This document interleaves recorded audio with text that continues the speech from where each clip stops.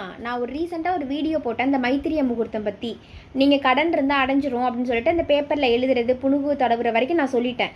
நீங்கள் எப்படி செய்வீங்க அதை சொல்லுங்கள். நான் செஞ்ச மாதிரி நான் சொல்லிட்டேன், நீங்கள் எப்படி செய்வீங்கன்னு மட்டும் சொல்லுங்களேன். நான் அந்த மைத்திரிய முகூர்த்த நேரத்தில் ஒரு கவர் எடுத்து அது மேலே யாருக்கு கொடுக்குறோமோ அதை எழுதி அந்த பேரையும் அந்த அசலையும் எழுதி டேட்டை போட்டு எழுதி அது உள்ள எவ்வளோ தொகையோ அதை வச்சுட்டு 4 பக்கமும் புணுகு தடவிடுவேன்.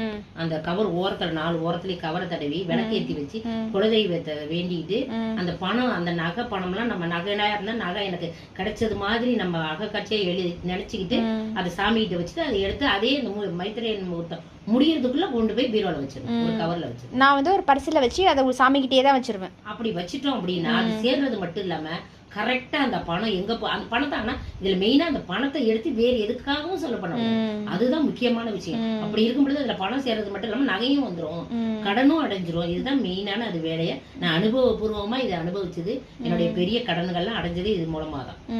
நானும் நகை திருப்பினேன். பெரிய நகை இதெல்லாம் திருப்பினதெல்லாம் இப்படிதான் மைத்திரிய முகூர்த்தத்தினால்தான்.